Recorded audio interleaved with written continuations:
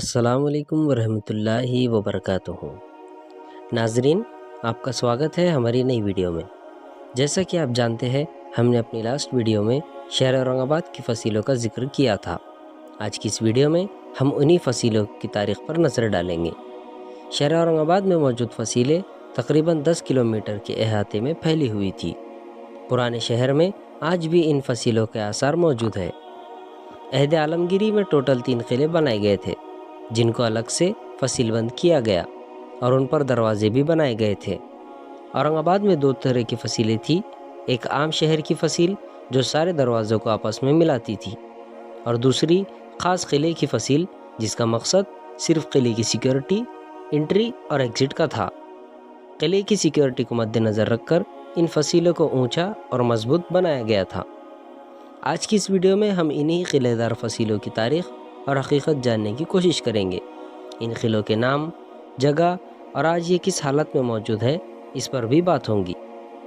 اورنگزیب کے بنائے گئے قلعوں میں پہلا قلعہ قلعہ بائیجی پورہ۔ یہ قلعہ 1681 میں اورنگزیب کی دوسری بیوی ملکہ رحمت النساء بیگم عرف نواب بیگم بائیجی کے لیے بنایا گیا تھا۔ اس قلعہ بند محلے کا رقبہ تقریباً 900 گز پر پھیلا ہوا تھا۔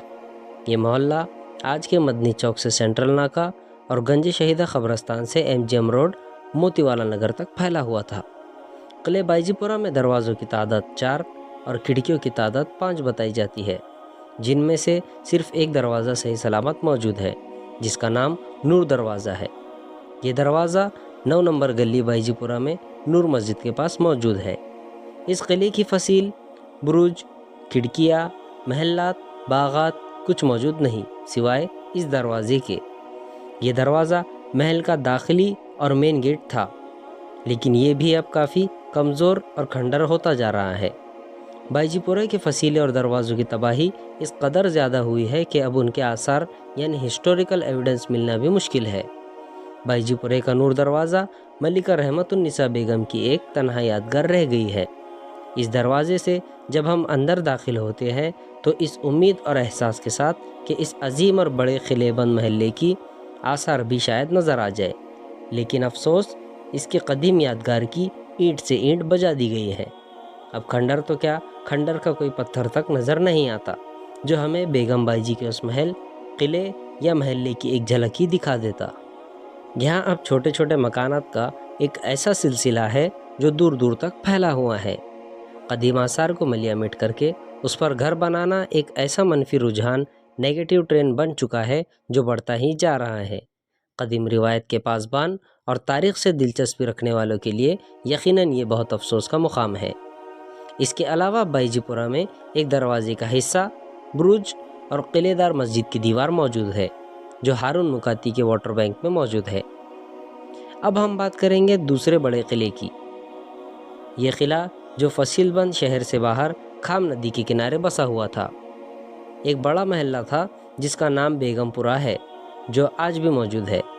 یہ قلعہ اورنگزیب کی پہلی اور چہیتی بیوی ملکہ دلرس بانو بیگم عرف رابعہ درانی کے لیے بنایا گیا تھا۔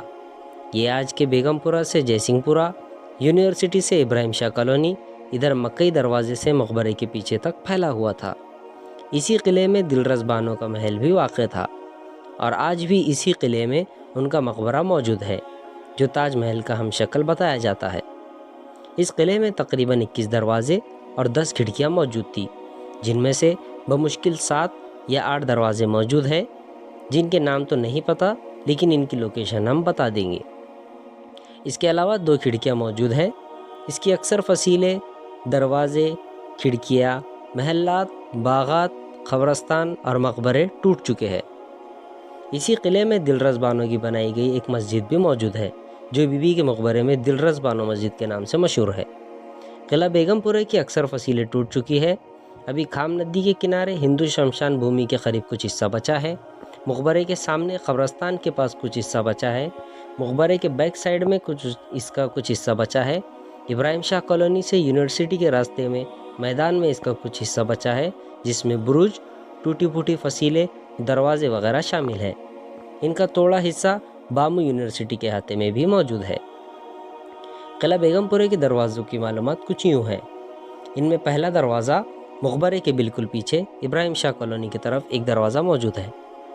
دوسرا دروازہ مقبرے کے سامنے ہندو شمشان بھومی کو جانے والے راستے پر ہے۔ تیسرا دروازہ ہندو شمشان بھومی کے راستے پر ہی دیانیشور اسکول کے حصے میں موجود ہے۔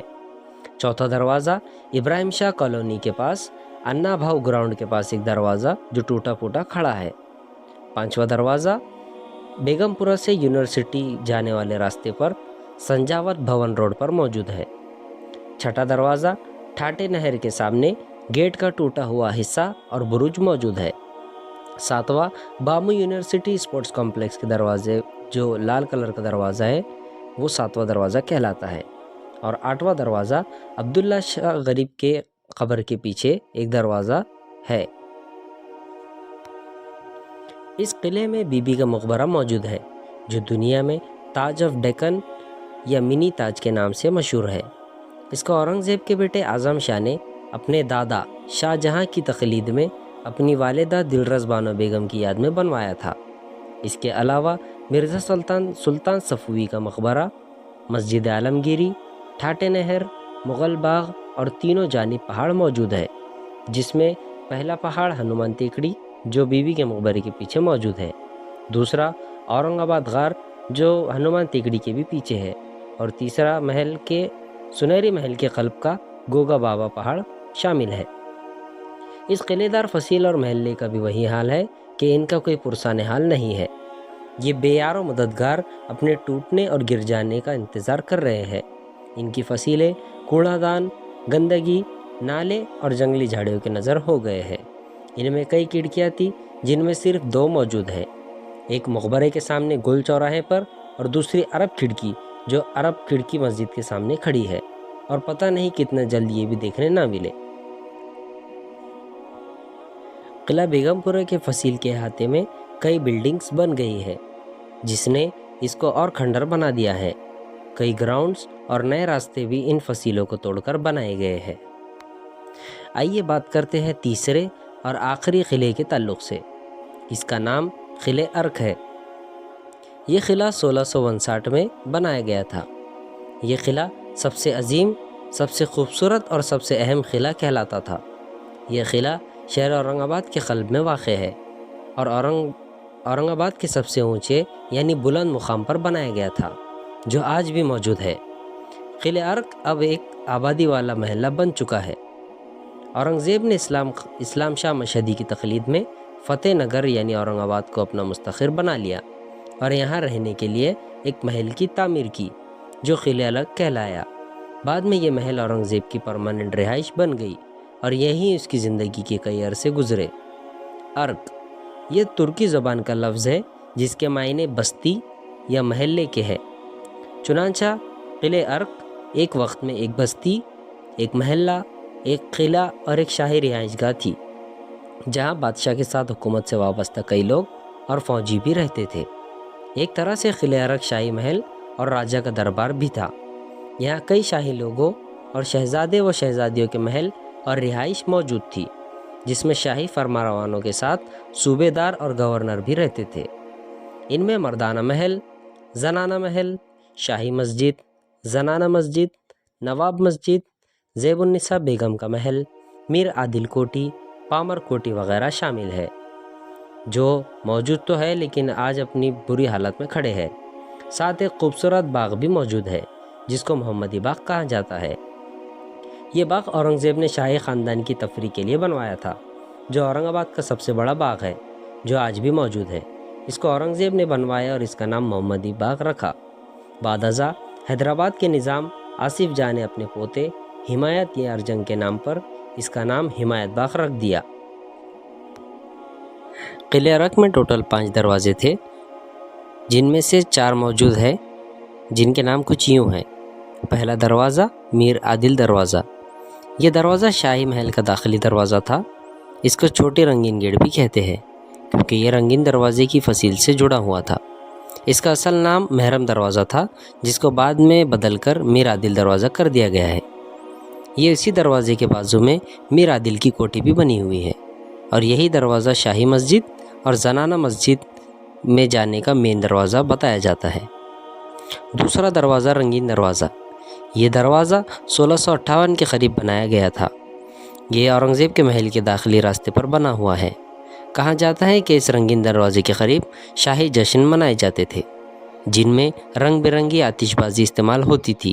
اسی وجہ سے اس دروازے کا نام رنگین گیٹ پڑ گیا ہے۔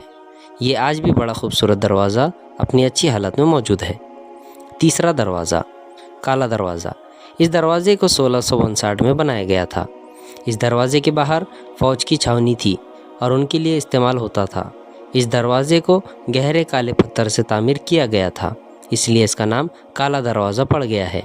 اسی دروازے کے بازو مغل افواج کی خوبصورت مسجد موجود ہے جو صحیح حالت میں ہے، جس کا نام نواب مسجد ہے۔ دروازے سے متصل فصیل کے اوپر سے ایک دروازے سے دوسرے دروازے تک جانے کا راستہ بنا ہوا ہے۔ چوتھا دروازہ، نوبت دروازہ۔ یہ دروازہ قلعہ ارک اور خاص دربار اورنگزیب میں داخل ہونے کا مین دروازہ تھا۔ یہ قلعہ ارک کا سب سے بڑا اور سب سے خوبصورت دروازہ تھا اور آج بھی بڑی شان و شوکت سے کھڑا ہے۔ یہ شاہی مہمانوں کے لیے بھی خاص تھا۔ اس دروازے پر شاہی مہمانوں یا بادشاہی فیملی کی آمد پر نوبت بجائی جاتی تھی، اس لیے اس دروازے کا نام نوبت دروازہ پڑ گیا ہے۔ نوبت کہتے ہیں نگاڑے کو جو مغل بادشاہوں کے یہاں استعمال ہوتی تھی۔ پانچواں دروازہ، زنانہ محل کا دروازہ۔ یہ دروازہ نوبت دروازے کے بالکل سامنے موجود ہے۔ اسے بیگم دروازہ اور زنانہ دروازہ بھی کہا جاتا ہے۔ یہ زنانہ محل اور زیب النساء بیگم پیلیس میں جانے کا راستہ ہے۔ یہ قلعہ ارک کے 5 دروازوں میں سے تو نہیں، لیکن یہ اسی دور کی بنائی گئی دروازوں میں سے ایک دروازہ ہے۔ یہ محل کا پرسنل دروازہ ہے جو قلعے کے ایک دروازہ توڑ دیا گیا ہے جو عام خاص روڈ پر موجود تھا۔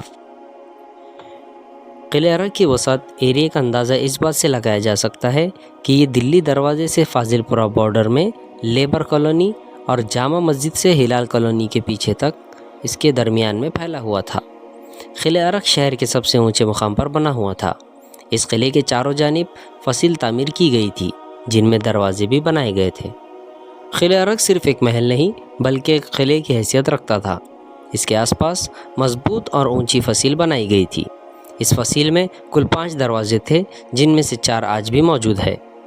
قلعہ ارک کے یہ دروازے دن بدن خراب ہو رہے ہیں۔ یہ دروازے اپنی حالت اظہار پہ آنسو بہا رہے ہیں کہ اب ان کا کوئی پرسان حال بھی نہیں۔ ان کے آس پاس ڈیولپمنٹ اس کی تاریخ اور اہمیت کے لیے خطرہ ثابت ہو رہے ہیں۔ ایک دروازہ جو کینسر ہاسپٹل کے سامنے عام خاص میدان کے روڈ پر موجود تھا وہ توڑ دیا گیا ہے، جس پر اب ہائی وے بن چکا ہے۔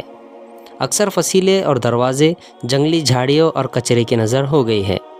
پورے شہر اورنگ آباد میں صرف ایک فصیل ہے جو ایک دروازے سے دوسرے دروازے تک موجود تھی، اور یہ خوش نصیب فصیل قلعہ ارک میں ہی موجود ہے جو کالے دروازے سے نوبت دروازے کے بیچ میں موجود ہے۔ اس فصیل کے باقی رہنے کی 2 وجوہات ہیں، جن میں سے پہلی وجہ ہے اس فصیل سے لگ کر قبرستان موجود ہے جس کی وجہ سے یہ فصیل زندہ بچ چکی ہے، اور دوسری وجہ یہ ہے کہ یہ علاقہ اب مین روڈ کے کنارے بس گیا ہے، ورنہ یہاں کالونی یا علاقہ بستا تو شاید یہ بھی باقی نہ بچتے۔ قلعہ ارک کے کئی محلات اور تاریخی آثار کو توڑ دیا گیا ہے۔ کئی جگہوں پر گورنمنٹ کالج کی بلڈنگز بنائی گئی ہے۔ قلعہ ارک کی فصیل کا روٹ کچھ اس طرح ہے۔ قلعہ ارک کی فصیل کو اگر میر عادل دروازے سے شروع کرے تو یہ رنگین دروازے سے گزر کر لیبر کالونی ہوتی ہوئی کالے دروازے کو جا ملے گی۔ کالے دروازے سے پنچکوا قبرستان سے گزر کر یہ فصیل نوبت دروازے کو آ ملیں گی۔ نوبت دروازے سے آگے یہ فصیل مہاراشٹر ودیا پاٹ کی بلڈنگ تک، وہاں سے اس کا بروج موجود ہے، اور مین روڈ سے یہ فصیل بابا Saheb Ambedkar university research centre سے گزر کر زیب النساء پیلیس کے پیچھے سے گزر کر زنانہ محل، اور زنانہ محل سے شاہی مسجد کے پاس سے میر عادل کوٹھی کو ہو کر واپس یہ فصیل میر عادل دروازے کو آ ملتی ہے۔ ان فصیلوں کا تھوڑا حصہ لیبر کالونی میں بھی موجود ہے جو رنگین دروازے سے کالے دروازے کے بیچ کا بتایا جاتا ہے، جو تقریباً تو ٹوٹ چکا ہے۔ آج کی اس ویڈیو میں اتنا ہی، ملتے ہیں اگلی ویڈیو میں۔ اگر آپ کو ہماری ویڈیو اچھی لگی تو اسے لائک کریں اور اپنے قریبیوں کے ساتھ شیئر کریں، اور ہمارا چینل انسین انڈیا ایکسپلور کو سبسکرائب کریں۔ جزاک اللہ خیر۔